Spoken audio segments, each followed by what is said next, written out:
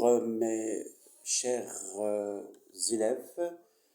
Aujourd'hui, nous allons nous enchaîner toujours avec la séquence 5, d'accord, du programme de troisième année. Nous allons faire une séance de grammaire sur laquelle nous allons étudier, c'est ce qu'on appelle les expansions du nom. Comme d'habitude, vous allez ouvrir vos livres sur la page 101. Donc, 101. D'accord? Mais normalement, avant de commencer, bien sûr, comme d'habitude, nous allons, je vais vous proposer une situation problème. Enrichis les groupes nominaux suivants. Je vous donne oralement, bien sûr, ces groupes nominaux. Vous allez bien sûr les recopier sur un brouillon. Ici, les enrichir. Le couscous est un plat.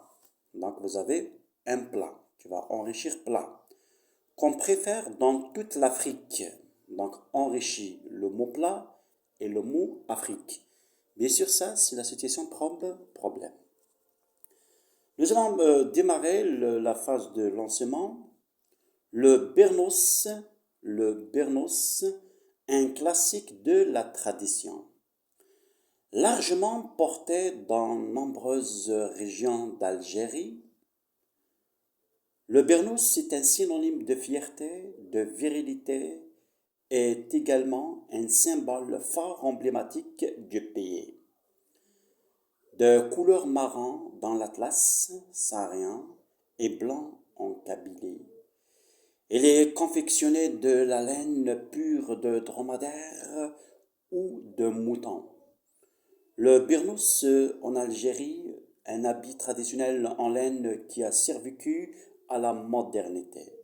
Bien sûr, c'est un extrait de l'artisanat, voilà, algérien, quand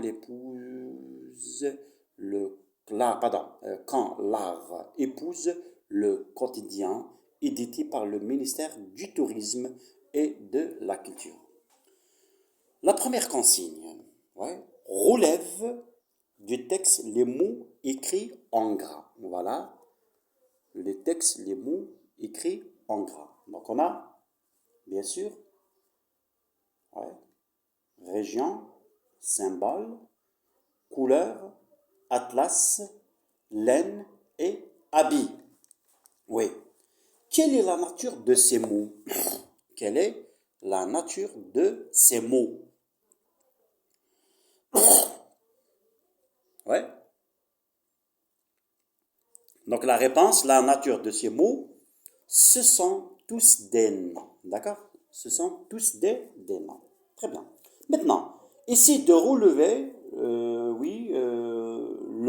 relève le mot ou expression qui précise chacun de ces noms noyaux. C'est-à-dire, nous avons le nom noyant, région, symbole, couleur, atlas, laine, habit. Et le mot ou expression qui le précise. Région, le nom noyau région, c'est le mot ou l'expression qui le précise, c'est d'Algérie. Symbole, fort, emblématique. Couleur, marron. Atlas, saharien. Laine, pure. Vous avez aussi de dromadaire. Habit, traditionnel, en laine. Et vous avez aussi qui a survécu à la modernité. Voilà l'expression qui précise chacun de ces noms noyants. Alors, comment appelle-t-on ce procédé? Oui, comment appelle-t-on ce procédé? Donc, tout simplement, ce procédé appelle comment? Voilà le titre, les expansions du nom. Voilà, c'est ce qu'on appelle les expansions du nom. Maintenant, nous allons essayer de les classer. On dit bien, fort emblématique, marrant, saharien, pur, traditionnel. Ici, quelle est leur nature grammaticale? Tout simplement, ce sont tous des adjectifs qualificatifs. C'est très bien. Vous avez aussi d'Algérie, de dromadaire, en laine. Donc, ce sont des compléments du nom. D'accord? Ce sont des compléments du nom. C'est très bien. Vous avez aussi qui a survécu à la modernité. Un habit traditionnel, adjectif, en laine, complément du nom. Mais qui a survécu à la modernité, ouais, oui, c'est une proposition subordonnée relative. Alors, quelle est, bien évidemment, la nature du mot saharien est un adjectif qualificatif. Maintenant, remplace-le par un autre adjectif qualificatif. On peut dire aussi l'atlas tellien. Donc on peut dire l'atlas tellien. C'est très bien. Maintenant, ici de séparer les éléments qui composent l'expression de dromadaire. De dromadaire. Donc cette expression se compose de et dromadaire. De quoi se compose-t-elle? Ça veut dire de, c'est une préposition. Dromadaire, un nom. C'est très bien, d'une préposition et d'un nom. Voilà. Oh, oui, comment l'appelle-t-on? On l'appelle alors un complément du nom. Ça s'appelle un complément du nom. Remplace-le par un autre complément du nom. Laine de dromadaire, on peut le remplacer par un autre, on peut dire laine de mouton. Laine de mouton. Maintenant, toi, tu vas essayer de donner une phrase où tu préciseras le nom par un complément du nom. Et essayer de donner aussi une autre phrase où tu préciseras le nom par un adjectif qualificatif. C'est très bien. Maintenant, nous allons essayer maintenant de séparer les éléments qui composent l'expression, ouais, qui a survécu à la modernité. Qui a survécu à la modernité. Donc, qui, après, a survécu, après, à la modernité. Quelle est la nature de cette expression? Tout simplement, c'est une proposition subordonnée relative. Très bien. Remplace-la par une autre proposition subordonnative. On peut dire aussi, ouais, un habit traditionnel en laine comporte à ce jour. On peut dire aussi comporte à ce jour. C'est très bien. Maintenant, c'est à toi. Essaie de donner une phrase où tu préciseras le nom par une proposition subordonnée relative. Vous avez compris? C'est très bien. Alors, nous allons faire un retien. Ouais. Nous allons faire le retien. Ouais. Je retiens sur mon cahier. Ouais. Les expansions complètes. Ouais. Les expansions complètes un nom appelées noyau.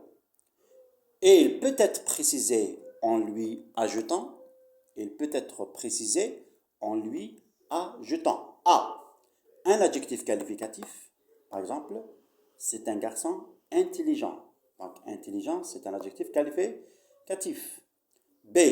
Un complément du nom, par exemple, j'ai acheté un blouson en cuir. J'ai acheté un blouson en cuir. Donc, en cuir, c'est un complément du nom. Et une proposition subordonnée relative. Exemple, nous avons corrigé l'exercice que nous avons fait à la maison. Que nous avons fait à la maison. Application. Ouais.